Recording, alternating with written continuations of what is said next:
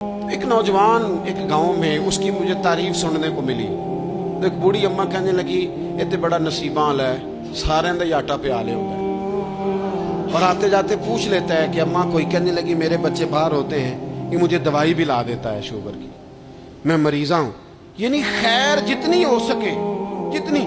میرے ایک سنگی ہیں تو سڑک پہ کوئی بندہ کھڑا ہوتا ہے نا، اللہ تعالیٰ انہیں سلامت رکھے، بندہ کھڑا ہوتا ہے تو کہتے ہیں میں اس سے پوچھ لیتا ہوں بابا جی کدھر جانا ہے، فلانی جگہ جانا ہے، تو کہتے ہیں میں موٹر سائیکل پہ بٹھا لیتا ہوں۔ بندہ دیکھ کے مجھے سمجھ آ جاتی ہے ضرورت مند ہے، کوئی چور نہیں، کوئی ڈاکو نہیں، ضرورت مند ہے، میں اسے منزل تک نیکی جتنی میسر آئے، جس حد تک میسر آئے۔ کیا کہا ہمارے نبی پاک علیہ السلام؟ حضور نے ہم سے فرمایا کچھ نہ ہو سکے تو بات ہی مسکرا کے کر لینا، اس پر ہی اللہ صدقے کا ثواب عطا کرے۔ فاستبقوا الخیرات، جلدی سے نیکی کر لو، اپنے نامہ اعمال میں روز نیکیاں جمع کرو، کوئی نہ کوئی خیر کا کام روز کرو اور جلدی سے کرو۔ صحیح مسلم میں حدیث ہے، نبی پاک صلی اللہ تعالی علیہ وسلم فرمانے لگے جلدی جلدی نیکی کے کام کر لو ان فتنوں سے پہلے جو اندھیری رات کے حصوں کی طرح فتنے ہوں گے۔ فرمایا اس وقت حال یہ ہوگا کہ آدمی صبح مومن ہوگا، شام کو کافر ہو جائے گا، شام کو مومن ہوگا تو صبح کافر ہو جائے گا، اور فرمایا لوگ دنیا کے بدلے اپنا دین تک بیچ ڈالیں گے۔ معاذ اللہ جھوٹی قسمیں نہیں کھائی جاتی، جھوٹا قرآن مجید نہیں لوگ اٹھا لیتے، لوگ دنیا کے لیے دین بیچ ڈالیں گے۔ اس سے پہلے جب فتنے اتنے زیادہ ہو جائیں، اس سے پہلے نیکی کر لو، کوئی خیر کا کام کر لو، جلدی سے کچھ ایسا کر لو۔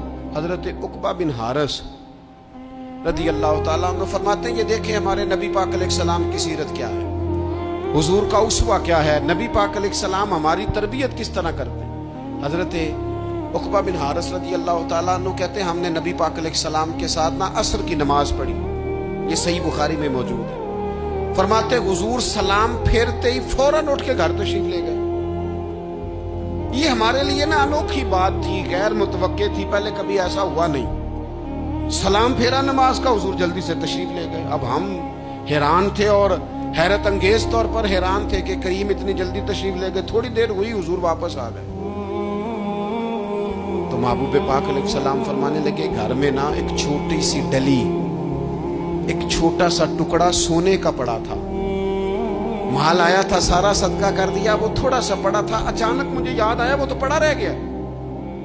تو حضور فرمانے لگے میں نے کہا کہیں ایسا نہ ہو جائے کہ ساری رات گزر جائے اور میرے گھر میں پڑا ہی رہ جائے، میں جلدی سے جا کے اسے خیرات کر دوں۔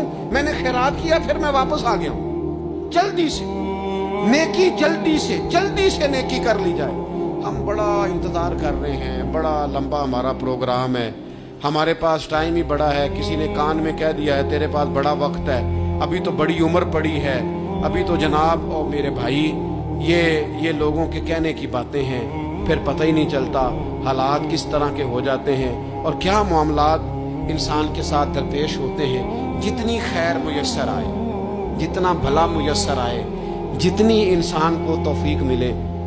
میں نے بزرگوں کو دیکھا، اپنے اصحاب کو،